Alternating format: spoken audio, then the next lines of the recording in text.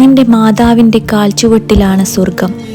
ഉമ്മയുടെ മഹത്വങ്ങൾ അത്രയും നമ്മളെ ആവർത്തിച്ചാവർത്തിച്ച് പഠിപ്പിച്ചു തന്നിട്ടും നമ്മളിത് കേൾക്കാനിടയായല്ലോ. ഈ സമുദായത്തിൽപ്പെട്ട ഒരു ഹതഭാഗ്യനായ ഈ ചെറുപ്പക്കാരൻ്റെ വാർത്തയാണ് ഇന്ന് സോഷ്യൽ മീഡിയയിൽ നമ്മൾ കേട്ടുകൊണ്ടിരിക്കുന്നത്.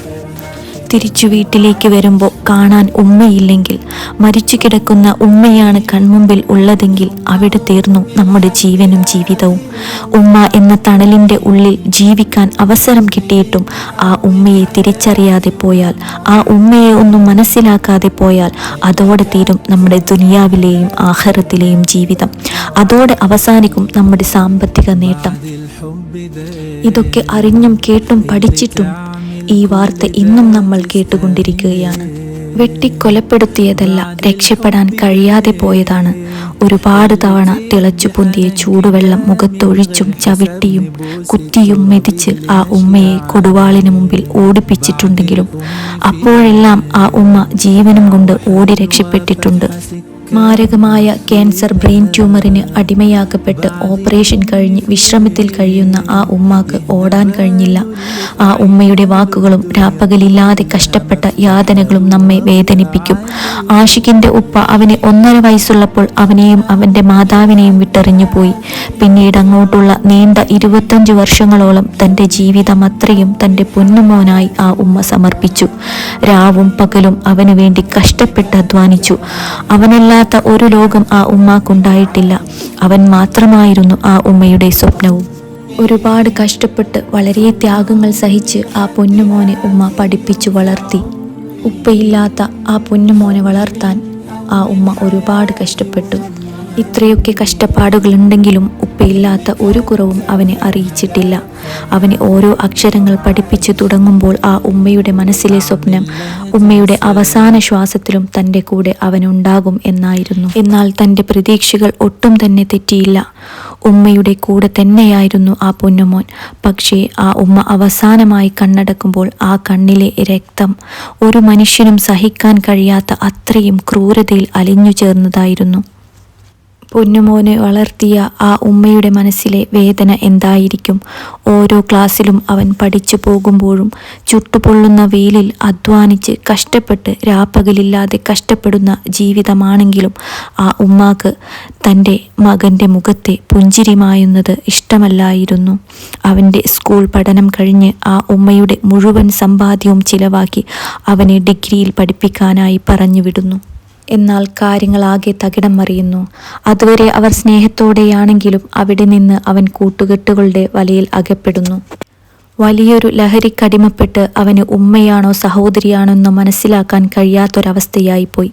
ലഹരിയുടെ താളത്തിനൊത്ത് ജീവിക്കുന്ന അവൻ്റെ ശരീരം ലഹരിയുടെ ആസ്തിയിൽ ആടിയുലഞ്ഞു. പല പ്രാവശ്യം തൻ്റെ ഉമ്മയുടെ മുഖത്തേക്ക് തിളപ്പിച്ച ചൂടുവെള്ളം ഒഴിച്ചു. ചവിട്ടി നിലത്തി വീഴ്ത്തി കൊടുവാളുകൊണ്ട് വെട്ടാൻ ഒരുങ്ങി ഓടി രക്ഷപ്പെടാൻ ശ്രമിച്ച മാതാവിൻ്റെ പുറകിലോടി വെട്ടാൻ ശ്രമിക്കുകയും പലതവണ തല ചുമരിൽ ഇടിച്ച് ചവിട്ടിയും മെതിച്ചും ആ മാതാവിൻ്റെ സ്നേഹം അലിഞ്ഞ ആ കരച്ചിലിൻ്റെ ശബ്ദം വാനോളം കേട്ടു. എങ്കിലും തൻ്റെ പൊന്നുമകനോട് സ്നേഹത്തിനപ്പുറം ആ ഉമ്മാക്ക് മറ്റൊന്നും തന്നെ ഉണ്ടായിരുന്നില്ല. ഇത് കാണുന്ന കേൾക്കുന്ന നമുക്ക് കേട്ടുകേൾവിയായ ഒരു വാർത്ത മാത്രമായിരിക്കും.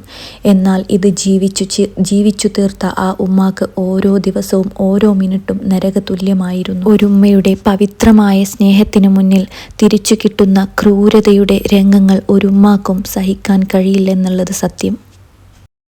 ചെറുപ്രായം മുതൽ തന്നെ ഒരുപാട് കഷ്ടപ്പെട്ട് പ്രാരാബ്ധം തലയിൽ ചുമന്ന് ആ ഉമ്മാക്ക് ഒരു നിമിഷത്തിൽ ഒരു രോഗമുണ്ടായി. അങ്ങനെ ജോലിക്ക് പോകാൻ കഴിയാത്ത അവസ്ഥയുണ്ടായി. തൻ്റെ പൊന്നുമോൻ തനിക്ക് താങ്ങും തണലുമായി നിൽക്കും എന്ന പ്രതീക്ഷകളെല്ലാം ആ ഉമ്മാക്ക് വെറുതെയായിപ്പോയി. അങ്ങനെ ആ ഉമ്മയുടെ അവസാന ദിവസങ്ങളിലായി ഉമ്മ രോഗശയ്യയിൽ കിടക്കാൻ തുടങ്ങി. തൻ്റെ പൊന്നുമോൻ വരുന്നത് സന്തോഷിച്ചിരുന്ന ആ ഉമ്മ ഒടുവിൽ സംഭവിച്ചത് ഇങ്ങനെയായിപ്പോയി. ഒരു പക്ഷേ ആ ഉമ്മയുടെ അവസാന ശ്വാസത്തിലും തൻ്റെ പൊന്നുമോനെക്കുറിച്ചായിരിക്കും ചിന്തിച്ചിട്ടുണ്ടായിരിക്കുക. തനിക്കുണ്ടായ രോഗത്തിൻ്റെ വേദനയോ അല്ലെങ്കിൽ തനിക്കേറ്റ കുത്തിൻ്റെ വേദനയോ ആ ഉമ്മയ്ക്ക് അതിനേക്കാളുമുപരി തൻ്റെ പൊന്നുമോനുണ്ടാകുന്ന ഈ അവസ്ഥയെക്കുറിച്ചുള്ള വേദനയായിരിക്കും ആ ഉമ്മയെ ഏറ്റവും അധികം വേദനിപ്പിച്ചിട്ടുണ്ടായിരിക്കുക. ഇത്രയും പവിത്രമായ ഈ സ്നേഹത്തിന് മുന്നിൽ നമ്മൾ കണ്ണു തുറക്കുന്നില്ലല്ലോ. ഉമ്മയുടെ മുഖത്ത് നോക്കുന്നത് പോലും ഒരു ഇബാദത്താണ് എന്നാണ് നമ്മെ പഠിപ്പിച്ചിട്ടുള്ളത്. നമ്മുടെ ഉമ്മയും ഉപ്പയും ജീവിച്ചിരിക്കുന്ന കാലമാണ് ഈ ജീവിതത്തിലെ ഏറ്റവും മനോഹരമായ കാലം. അവരുള്ളിടത്തോളം കാലം നമ്മൾ എത്ര വലുതായാലും നമ്മൾ കുട്ടികൾ തന്നെയാണ്. അവരിലൊരാൾ പോകുമ്പോൾ നമ്മുടെ പകുതി ജീവൻ പോയ പോലെ തന്നെയാണ്. ഇന്ന് നമുക്ക് കാത്തിരിക്കാനും ഇഷ്ടപ്പെടാനും ഒരുപാട് പേർ നമുക്ക് ചുറ്റുമുണ്ടെങ്കിലും അവരൊക്കെ നമ്മെ സ്നേഹിക്കാൻ തുടങ്ങിയത് നാം ആരൊക്കെയോ ആയതിനു ശേഷമാണ്. നമ്മൾ ഒന്നുമല്ലാതിരുന്ന കാലത്ത്, ഒരു രൂപം പോലും ആകാതിരുന്ന കാലത്ത് ഈ ലോകത്തേക്ക് വരുന്നതിന് മുമ്പ് നമ്മെ സ്നേഹിക്കാനും കാത്തിരിക്കാനും ചെയ്തവരാണ് അവർ രണ്ടുപേരും.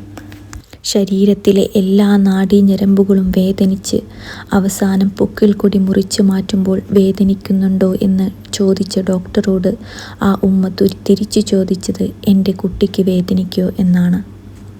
ആ ഒരു ത്യാഗത്തിൻ്റെ, സഹനത്തിൻ്റെ പ്രതീകം എത്ര വർണ്ണിച്ചാലും മതിവരില്ലല്ലോ. ഉമ്മയുടെ സ്നേഹം മനസ്സിലാക്കാത്തവർക്ക് ഉമ്മയില്ലാതെ ജീവിക്കുന്നവരുടെ അനുഭവം ഒന്ന് ചോദിച്ചു നോക്കിയാൽ മതി.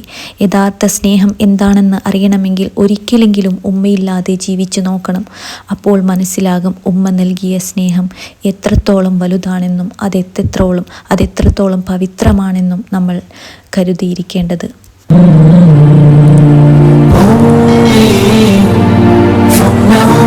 لحد آخر يوم في عمري خدني من أول حياتي وهم همي اللي كتر خيرنا داب خيرنا في دمي وعايش فيه أمي ثم أمي لحد آخر يوم في عمري خدني من أول حياتي وهم همي اللي كتر خيرنا داب خيرنا في دمي وعايش فيه بعد الحب ده اللي تعمل كل ده تستاهله بعد الحب ده اللي تدي حنان كده من غير حساب نبوس التراب اللي ماشي عليه بعد الأم في ايه دعوة حلوة فاتحة سكة مقفلة بعد الأم في ايه يهدى باله اللي في عياله الدنيا كلها مفتوحة له وراضية عليه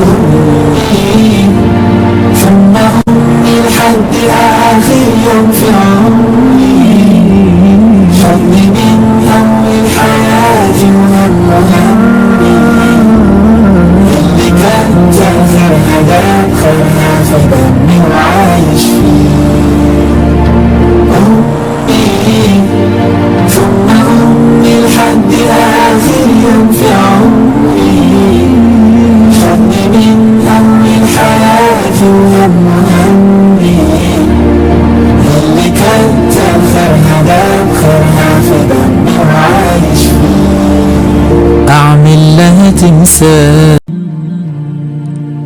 أمي ثم أمي لحد آخر يوم في عمري خدني من أول حياتي وهم همي اللي كتر خيرها داب خيرها في دمي وعايش فيه أمي ثم أمي لحد آخر يوم في عمري خدني من أول حياتي وهم همي اللي كتر خيرها داب خيرها في دمي وعايش فيه بعد الحب ده اللي تعمل كل ده تستاهله بعد الحب ده اللي تدي حنان كده من غير حساب نبوس التراب اللي ماشي عليه